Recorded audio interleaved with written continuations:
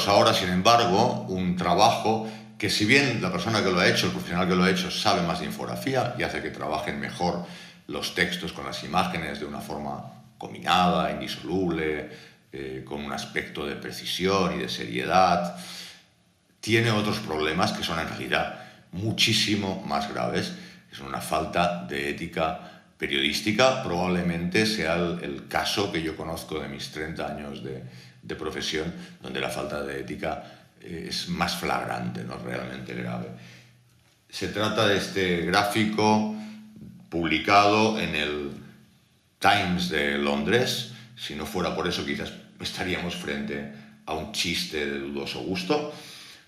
Publicado, digo, el año 2001, poco tiempo después del atentado contra las Torres Gemelas, cuando se estaba buscando a Osama Bin Laden, y donde podemos ver pues cómo es la fortaleza, esta supuesta fortaleza que parece más de una película de James Bond y del Doctor No, donde debajo de una montaña subterránea pues hay 7, 8 pisos de alta tecnología, donde en el piso 1 pues hay armamento, en el piso 2 el generador eléctrico, las oficinas, las salas de reuniones, es decir, narrado con una precisión que parece que tenemos el plano de esta fortaleza, ¿no? Bueno, y luego incluso hay un mapa que nos ubica dónde estaría esta fortaleza, con lo cual uno se podría preguntar por qué los Estados Unidos o las fuerzas aliadas no lanzaron directamente un ataque contra esta montaña y terminaron con el problema, ¿no? Como decía, esto, si no fuera porque fue publicado en un diario del prestigio del Times de Londres, pues podríamos tomarlo como un chiste. Pero no termina aquí. Este mismo gráfico lo podéis ver en este pequeño vídeo de la NBC y escuchar lo que dice el secretario de Defensa de aquel momento de la administración americana de George Bush, Donald Rumsfeld. There was constant discussion about him hiding out in caves, and I think many times the American people have a perception that it's a little hole dug out of the side of a mountain. Oh, no. This is it. This is a fortress. Yes. A complex, multi-tiered, bedrooms and offices on the top, as you can see. Secret exits on the side and on the bottom. Cut deep to avoid thermal detection. A ventilation system to allow people to breathe and to carry on. The entrance is large enough to drive trucks and even tanks, even computer systems and telephone systems. It's a very sophisticated operation. Oh, you bet. This is serious business. And there's not one of those. There are many of those. Bueno, el caso de Osama Bin Laden y su fortaleza es realmente escandaloso. Sobran las palabras. Pero estamos muy a menudo rodeados de pequeños ejemplos, de pequeños gráficos y no por ello menos importantes, faltos de ética por distintos motivos. Vamos a ver algunos de estos ejemplos, muchos de ellos de televisión, que por la propia naturaleza del medio aún resulta más difícil detectar cuando están equivocadas esas gráficas. Estáis viendo una gráfica emitida por Antena 3 con una información que es fuente El País, dos grandes medios de España, donde se dice triple empate del PP frente a las elecciones generales. Triple empate del PP, PSOE y Ciudadanos, y la gráfica que vemos en el fondo, pues así parece demostrarlo, ¿no? Vemos que Pedro Sánchez, Mariano Rajoy y Pablo Iglesias, prácticamente las barras con su intención de voto son casi iguales, y la de Albert Rivera duplica al resto, ¿no? Bueno, esta emisión seguramente habría durado mucho menos de lo que yo estoy hablando y no nos habría dado probablemente tiempo a leer los datos que acompañan a las barras. Aquí veis una representación que he hecho yo con la visualización emitida comparada con la visualización ajustada a los datos. Y bueno, como podéis apreciar, ese triple empate en realidad no existe.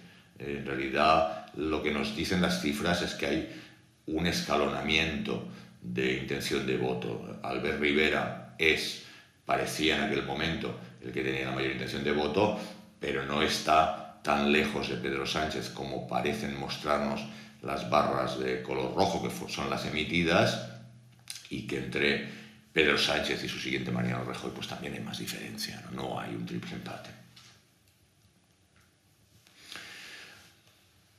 Aquí vemos otro ejemplo, en este caso volvemos a la prensa papel, es el diario La Razón, con una pequeña gráfica también de las elecciones, de intención de voto. El PP remonta y Podemos cae 16 puntos desde diciembre, titula este diario. Cuando vamos a las barras, vemos que el primero es el PP con un 28,2 de intención de voto, seguido por el PP con un 24,9 y el tercero es Podemos con un 15,7. Y aquí ya nos quedamos parados porque si la diferencia entre la barra de Podemos y la del PSOE es esta, pues no puede ser que entre la del PP y la del PSOE, que hay 4 puntos, sea la que estamos viendo. Y ya no os digo nada si vemos Ciudadanos, que con 11,1 es prácticamente igual que la de Izquierda Unida con un 3,7, ¿no? Otra vez he tomado estos datos y he realizado una gráfica ajustada a estos datos, y aquí mi sorpresa fue mayor que en el caso de la gráfica emitida por Antena 3, porque cuando realizo el gráfico y lo llevo, el dato mayor, el del PP en este caso, lo pongo igual que en la emitida, descubro que en otros, que es un 7%, pues también queda exactamente ajustada, es decir, la del PP y otros permanecen tal cual fueron emitidas y son las otras en las que hay una variación. Y si nos fijamos, no todas varían igual. Hay una deformidad en la del PSOE muy distinta que en la de Ciudadanos. Ciudadanos ha sido reducida en gran medida, mucho más que, por ejemplo, Izquierda Unida, que apenas ha sido retocada, lo cual da para sospechar que aquí ha habido una manipulación de las gráficas de las barras. Otro ejemplo televisivo, este de Brasil. Dilma Rousseff en el gobierno, ya sabemos cómo terminó la historia, vemos la inflación en el 2013, la barra nos muestra claramente que es la mayor de los últimos años con bastante diferencia. Insisto, estamos en la televisión, o sea que rápidamente esta imagen podría haber pasado y no nos da tiempo a leer los datos, pero aquí que tenemos la imagen fija podemos leerlos y podemos ver que en el 2013 el dato, la cifra nos indica que la inflación es de un 5,91 frente a la del 2011, que es de un 6,50, es decir, que es mayor. Sin embargo, la barra del 2011 es menor que la del 2013. También nos da tiempo, ya que tenemos la imagen estática, a percibir que si un 5,91 tiene esta representación gráfica, un 4,31, que es el dato del 2009, pues no puede ser 5 veces o 6 veces más pequeño, porque apenas hay 1,60 de diferencia. De nuevo os muestro la gráfica que he realizado yo, en rojo la visualización emitida y en blanco ajustada a estos datos, y bueno, podemos ver lo que se estaba contando. Efectivamente, la barra del 2013 con 5,91 pues es menor que la del 2011 con 6,50 y tampoco es 5 veces mayor que la del 2009, ¿no?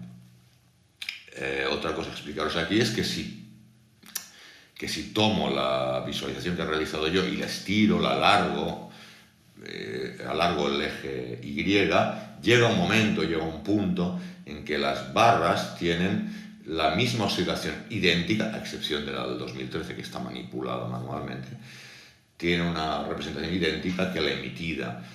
Esto se hace muchas veces, es muy común, estirar estas gráficas y cortar con el eje X, el eje horizontal,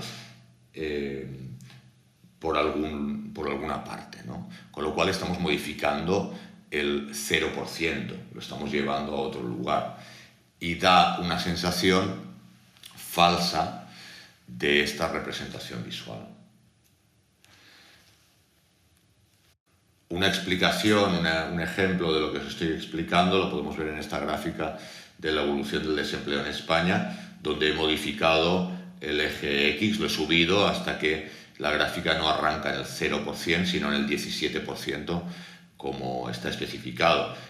Y en consecuencia, pues parece que la evolución del desempleo es muchísimo mayor que si hubiéramos partido del 0% en el eje X. Hay una caída, efectivamente, de la evolución, de una caída del desempleo en España, pero no es tan drástica como la que se aprecia si modificamos ese eje. También quería aclarar que el hecho de que la infografía sea una herramienta de información rápida, fácil de entender, no siempre significa que debamos reducir la cantidad de información que le damos a nuestros lectores, a nuestros espectadores, ¿no? A veces conviene dar más información para que nuestros espectadores, nuestros lectores tengan una visión más exacta, más precisa, al ser más global. Por ejemplo, en este gráfico podemos ver que hay una caída del desempleo, pero ¿qué ocurre si damos más datos, si tomamos un espacio de tiempo mayor? Pues podemos ver que sí, que efectivamente el desempleo está cayendo, pero que está muy lejos de estar en las cifras, en los datos del año 2006-2007. Todavía está muy alto. Y también podemos ver que efectivamente estuvimos con un índice de desempleo muy bajo, pero que en este año 2016 pues no estamos tan mal como en el año 94 o 95, es decir, que hemos tenido otros periodos de un desempleo enorme, mayor que en la actualidad. Es decir, no siempre conviene hacer un ejercicio de reduccionismo, no siempre menos es más, a veces más es más. Bueno, pues hasta aquí esta tercera lección, donde he intentado explicar un poquito cómo es la infografía cuando la aplicamos al periodismo, qué códigos éticos debemos seguir y qué sucede cuando no somos suficientemente serios aplicándolos. En la próxima lección voy a intentar explicar qué hace exactamente el infografista, porque hemos visto las infografías, pero habría una serie de preguntas que es, bueno, el infografista exactamente procesa la información, también la busca, también se hace la documentación, genera las ilustraciones, si es que las lleva, de los gráficos, programa en el caso de las webs. Bueno, todas estas preguntas voy a intentar responderlas en la próxima lección.